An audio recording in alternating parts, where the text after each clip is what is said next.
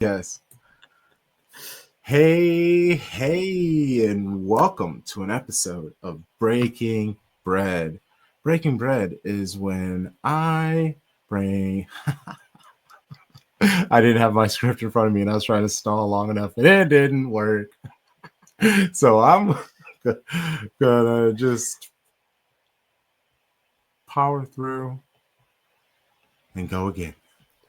Welcome to Breaking Bread, hosted by me, Crunk Chocolate, a show where we break verbal bread with a quote-unquote enemy. Whenever Manchester City has an upcoming match, I will be here having a conversation with a supporter of City's upcoming opponent. Subscribe to our $6 tier to enjoy our original premium content like this, Breaking Bread, where I bring a guest on to talk about every opponent Manchester City men and women. Shout out to our baby blue baddies who we will be talking about right now. Chopping it up also is when I bring most dope personalities in the whole football community that I think are just most dope people. And we chat. It's like an intimate, wide-ranging conversation about football and culture and life. I just had Shireen Ahmed on. Shout out to her. Amazing episode. Will be dropping soon. Saturday.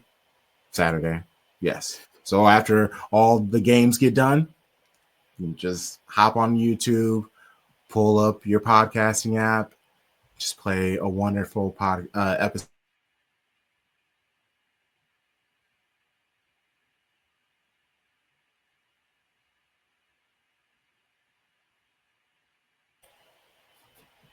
Bad internet.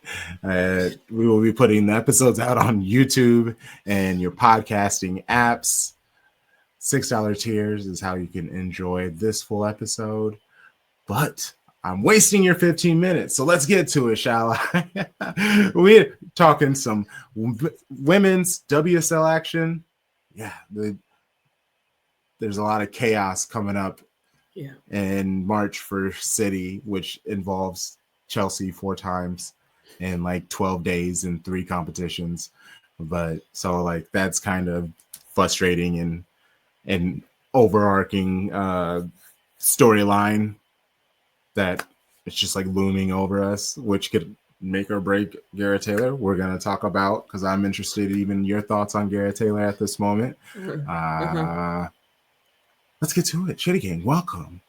Our Liverpool correspondents, get their perspective. We got some red in here. Kudzi, how are you? It's good to see you again. It's good to see you too. Yeah. Oh, wow. Yeah. What have you been up to since the last time we talked? It's only been a couple of months. Has it been like a month and a half? No, it hasn't been too long. Yeah, roughly. Yeah. I think that's right. About a month and a half. That sounds right. Yeah.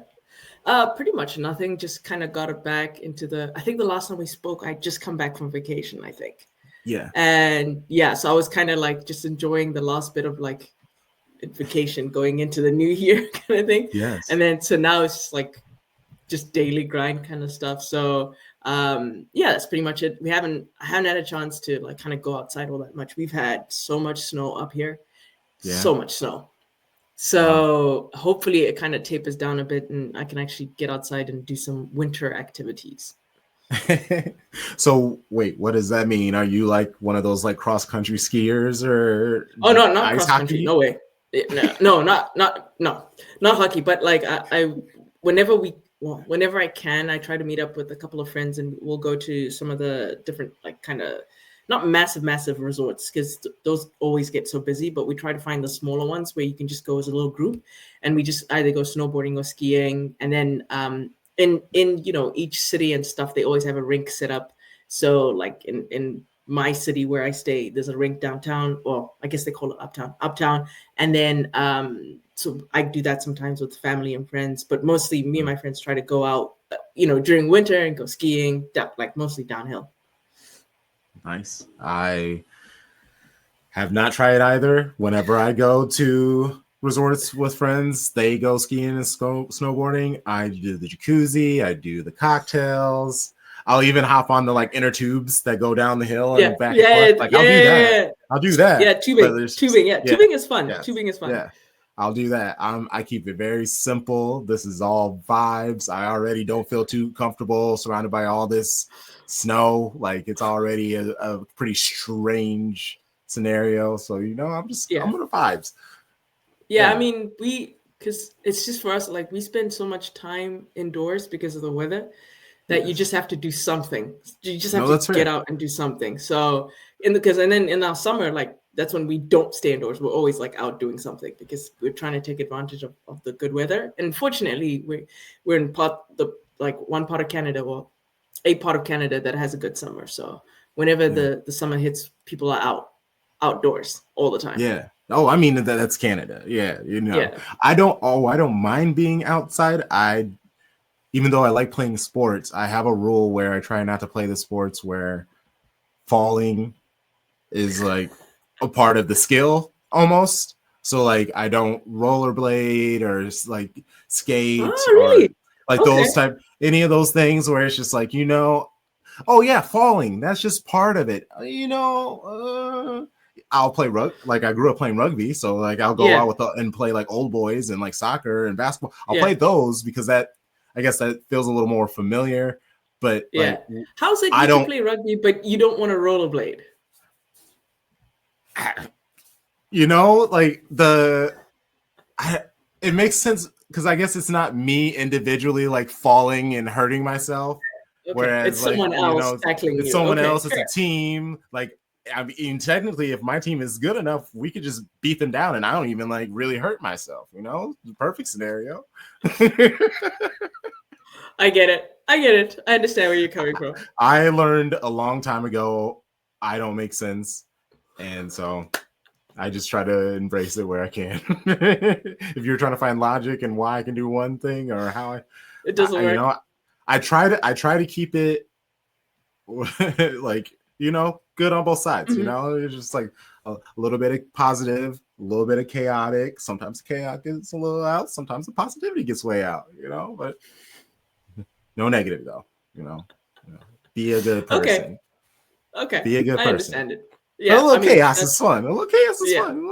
What's that? What is it? You got like chaotic good, chaotic evil, neutral good. Yes. I think I'm chaotic good. I think. Yeah. I don't think there's anything wrong with being a little bit chaotic. Oh my gosh. Okay, we're here to talk football, guys. Football. Back to the actual topic. Football. Oh man. Liverpool women 7th in the WSL. That's not bad, but not what you expected. And the season, I was looking over at the match, over at Liverpool season, started with 2 wins and then had some losses and draws, and then would win a couple and then would lose a few more and draws and then would win a couple. And now you're back at it. But what is it? The last 3, it's like, win, a loss and a win. So like you're now starting to do more winning than losing. Yes. And how consistent can you keep that? Yeah. Yeah. I mean, we kind of talked about this. I think was it last year? Was it beginning of the season? Maybe. I think it was beginning of the season. We kind of discussed a little bit because you were asking me about, what would like my kind of hopes and dreams for the team going forward. And I said that, after we had such a great season last season, I was like, all I want from them is consistency, because that's the only way we're going to become like a good team, is that we just need to keep building. We need to stay consistent. And this season has been the opposite. We've been so inconsistent. And now part of that has just been down to like just silly, like conceding goals in like a silly way, losing or drawing games in like just weird ways, like ways you're just like, why is this happening kind of thing. Injuries, like anything you can think of has happened. Like whether it's a refereeing decision, whatever you can think of, it's happened. And so it's just led to this situation where we're in 7th, which is technically, if you think about in terms of like the budget that the team has to work with and all that, 7th isn't bad, but compared to last season, it's not good. Yes. Because last season we were like right up there. So, I mean, obviously we weren't like the top 3, like City, Chelsea, Arsenal. Yes. But we were like almost pretty much like on par with United as almost like best of the rest. So to go from that to this sort of like middle of the pack kind of season we're having right now, it is disappointing, but at the same time, I'm just like, okay, that was the first half of the season. We're kind of we've already headed into the second part of the season. Let's just be consistent and see out the season that way. And then from there, we've now seen in terms of like the depth issue where we have issues, which is up front, big time. We have a lot of issues up front. I'd like us, to kind of upgrade on our goalkeeper. I think we need a bit more depth in defense as well, midfield as well. So these are all things that kind of got exposed this season. And then we know that if we can just finish out the season consistently, picking up wins as much as we can, and then going into the summer, at least we know what holes we have to address. Mm. Let's talk a little bit about Matt Beard, because you mentioned you recognize the flaws in the squad. Mm. Do you think the bad season is due to him, or is it because of the squad? I would say, if I was gonna say like place blame or percentage of blame or whatever, I would say maybe 70-30, 60-40 on the squad, and then the rest on him. Okay. Only because, again, I know our ownership and their reluctance to spend money like consistently. They'll splash one summer and then like forget the team exists the next summer, and they do this with the men as well. You know this. They do this with the men as well. So it's kind of hard for him to kind of consistently show what he's capable of if he doesn't have the team to do it, right? Whereas other teams, like for example, you guys, you might not have the depth that you feel you should have, but at least you have enough depth to always be competing on multiple fronts. We can't do that. We can't compete on multiple fronts. It's just not possible. So I would say that, yes, some of his tactical lineups and his choices in terms of who's starting, who's coming in, at times I've questioned them.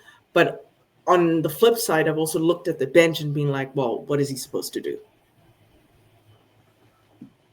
That's fair. I was a big fan of Liverpool this season and expected a lot of good things from Matt Beard. So I was asking because I actually am interested in your opinion on him, because I think he's a good manager, and he's on the sideline. He seems calm and collective, and the vibes seem great with him and the players. And so, okay, I want to go back to the squad and just because you have some ballers I enjoy, Taylor Hines, Olivia Smith. I would like either of them on our squad. Like, truly, like those are the two players that I would be like, I could see them in City Blue. Yeah. Please no. Leave them in Liverpool red. What are you trying to do? You're trying to cripple our team. Like, that's not fair. I mean, it's basically what the show may or may not be spy material for all the teams in the league. This may not be a new networking tactic of Manchester City's, not saying, but I'm also not saying jokes. But the team is great. I gave those two, but also you have Gemma Bonner, so like I feel like I can't also not name her because and who do you feel are those like the three that are leading the team, or am I just kind of stuck in my own world? No, I mean you pretty much got it right, but I would add someone like Sophie Roman-Hogg. Like, we've missed her badly when she was injured. Badly. Like, having her presence up there, and right now she's kind of coming back to full fitness. So, considering that Olivia Smith is suspended for the game against you guys, I wouldn't be surprised if she starts. So I think the plan was at the beginning of the season was to have Olivia Smith play off her, but then she got injured. So, and she was out for, she was out for a couple of weeks. Was it a couple of weeks? Actually, no, I think it was longer than that. She was out for some time. I know for sure she was out for some time. Yes. And and then so because of that, I think they kind of had to rearrange a little bit how they wanted to play.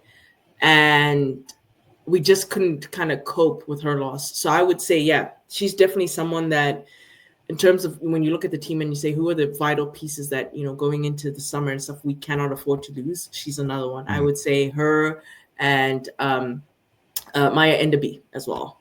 I would say Okay. those are some of the players that I'd be like, we just, whatever we can do, you know, obviously the ones you mentioned plus the ones I just said now, whatever we can do to keep them and just build around them, that'll be great for me. That'll be perfect. Oh, nice. Yeah. Sophie Roman Hogg, she missed 7 games. Yeah. But in the 374 minutes that she's played, she has 3 goal contributions, a goal Yeah. and 2 assists. So I Yeah. completely understand what you're saying. She's obviously